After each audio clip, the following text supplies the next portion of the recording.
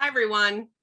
I'm Bridget Schanck. I'm very happy to be here this morning. I was connected with Beth several months ago because I sit on the board of Teen Parent Connection in Glen Ellen, and Beth is a supporter of their organization.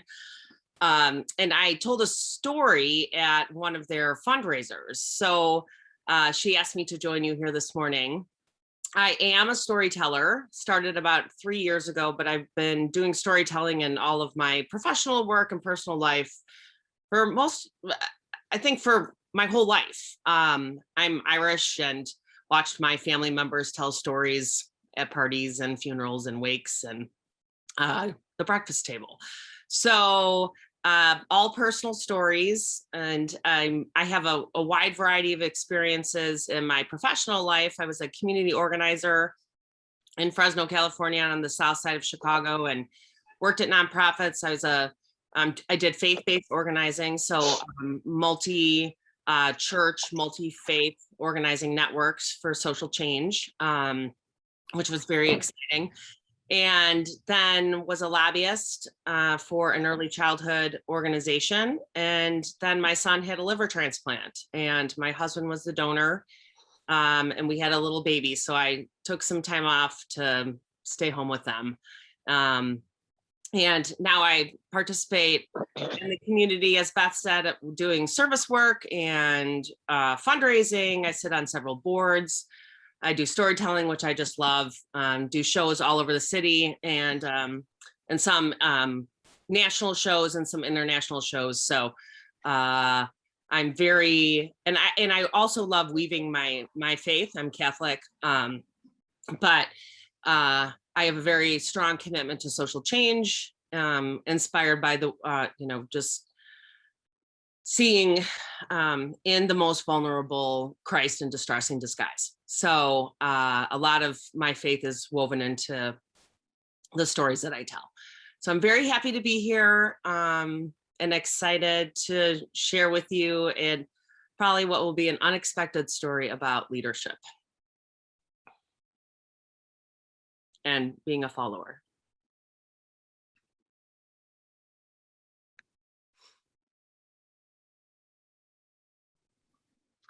You are welcome to begin, Bridget, is when you're ready. I'm just taking a drink of water. Sure. Hey, Beth, am I on camera or no? Am I just? Yes, you are on camera. Okay. I can't see myself, but that's fine. I don't need, it makes it better. Okay. As long as it makes it better. Yeah. Well, you don't get distracted. Sometimes on Zoom, you can get distracted by watching. By yourself. And just a note on that, we can control what we see on our screens. So if people aren't seeing the speaker, go up to the little area sort of in the upper right-hand corner and click probably the second one from the left. It's the speaker view, and you'll be able to see whoever is talking in a little box on the presentation. Just for those of you that might not have found that Zoom feature before.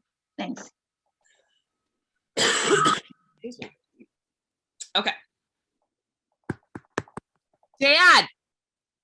Dad, something's wrong with Tad. Tad was my cousin's tadpole, my dad's younger brother's son. They were on vacation and they asked us to watch Tad, the tadpole, and Timothy, their turtle. Tad arrived in a fishbowl and Timothy arrived in a box with his favorite rock and some straw. Tad was swimming around. He was very happy and full of possibility. Both reptiles were placed on the back screened-in porch, and they would be roommates with our turtle Butch for the week while my cousin was on vacation. At the time, in addition to our own turtle, Butch was our turtle's name, we had 35 gerbils in cages in the basement, 5 rabbits, and 3 fish. If math is hard for you, like it is for me sometimes, that's 43 pets. So adding 2 more was just not a big deal for our family. Dad! Seriously, Dad. Tad the tadpole was slimy and bloated doing the back float on the surface of the water. We had him in our care for less than a day.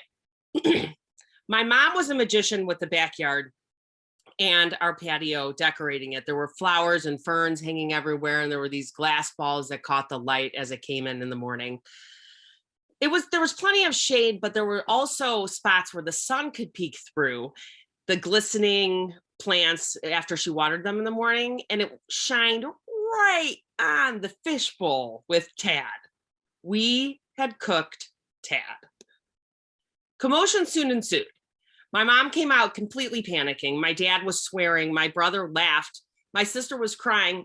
My grandma waddled out to the porch in her favorite blue seersucker summer housecoat, and I just stared at the tank. Then the Great McNicholas Family Committee Tad the Tadpole debate of 1986 commenced.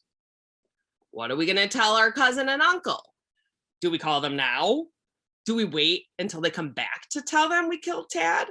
Should we bury him? Should we flush him? Should we freeze him so my cousin could bury him? Should we just replace him and apologize? Or should we replace him and lie? None of these options would work. My little cousin was completely in love with his pets. He was so obsessed with Tad the Tadpole and Timothy the Turtle that I think he had fingerprinted their little web feet and he had tattooed their names on his back. We were all staring at the dead, peacefully floating Tad when my dad said, "Well, at least we still have Timothy." I turned, and out of the corner of my eye, I could see our turtle Butch's tank, which was also Timothy's home for the week. I quickly scanned the tank.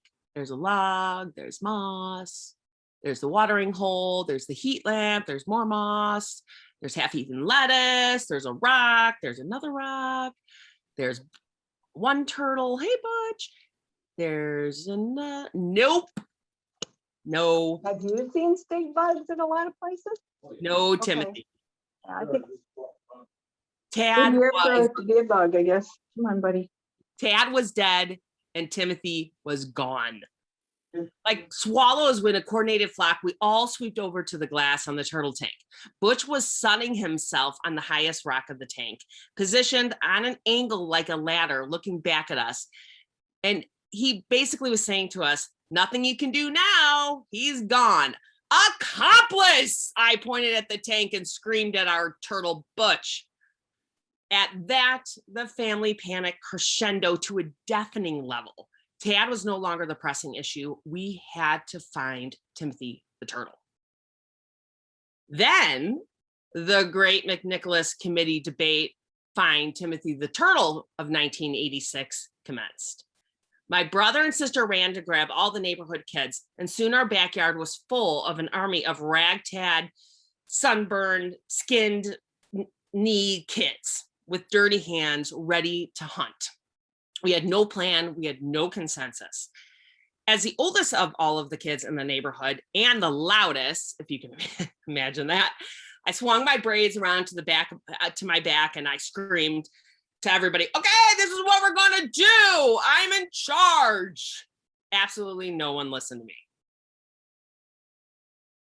We just all started looking for Timothy. Some were crawling with their noses in the grass, with their eyes like looking just at the top of the grass and in the dirt. Others were walking slowly in circles.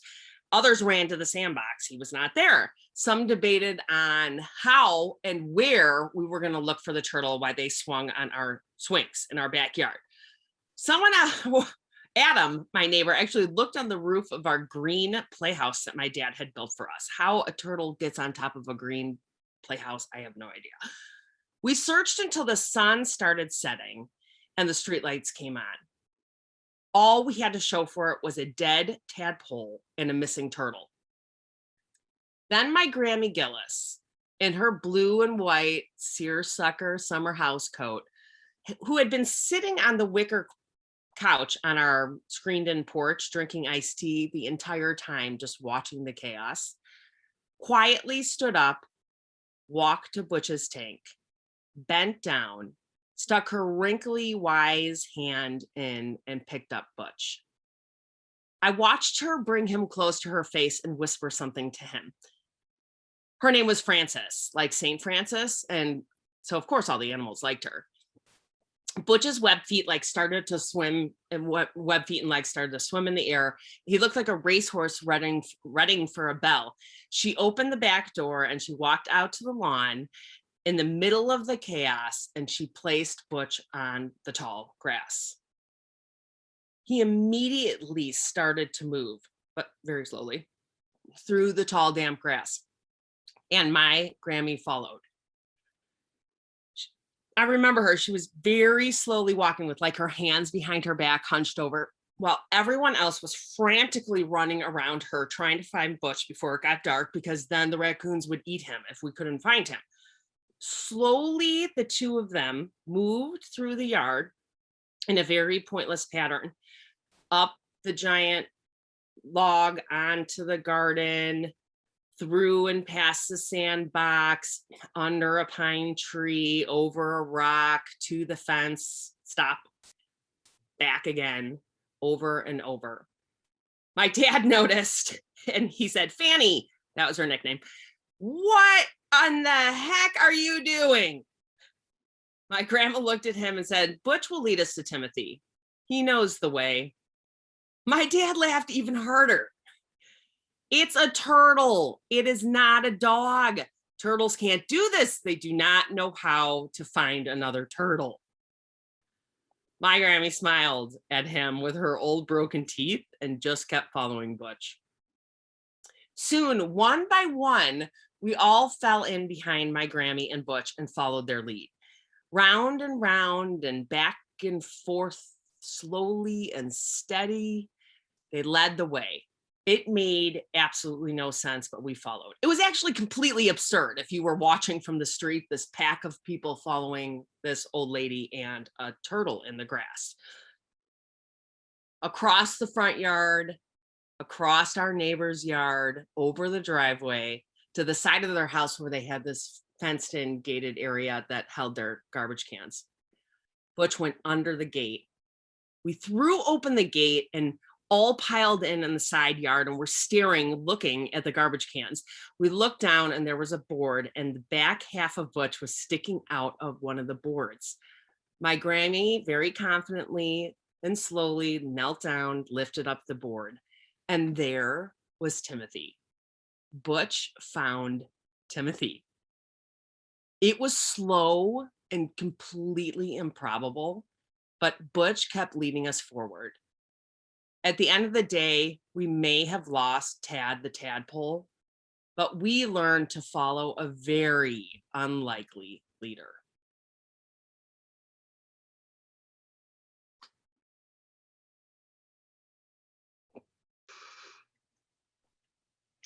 Thank you, Bridget. So Thanks, everyone.